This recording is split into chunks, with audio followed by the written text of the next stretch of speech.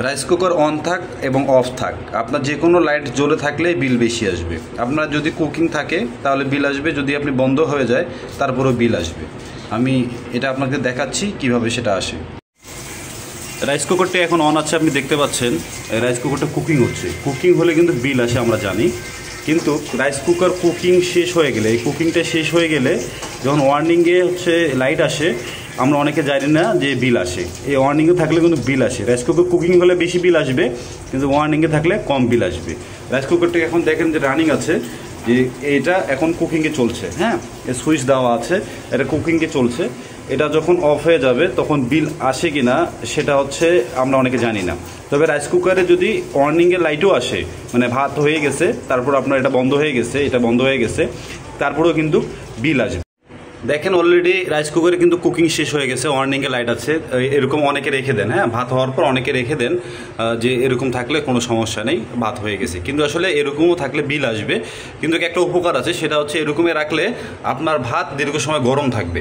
কিন্তু এরকম যদি আপনি রেখে দেন, মানে এই সুইচটা যদি অফ না করে রেখে দেন এইভাবে, তাহলে অফ করলে এখন আর বিল আসবে না। যদি অন থাকে এরকম, তাহলে অবশ্যই বিল আসবে। তো কীভাবে বিলটা আসে আমি আপনাদেরকে দেখাচ্ছি। তো রাইস কুকারটা আমি খুলে আপনাদেরকে দেখাচ্ছি কিভাবে বিলটা আসে।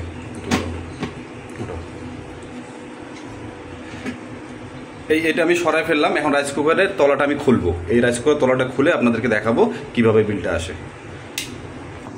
তো আমি আপনাদের রাইস কুকারের এই লাইন থাকা অবস্থা, এখানে আমি তলাটা খুলতেছি। হ্যাঁ, খুলে দেখাচ্ছি যে কোথায় এই বিলটা আসে।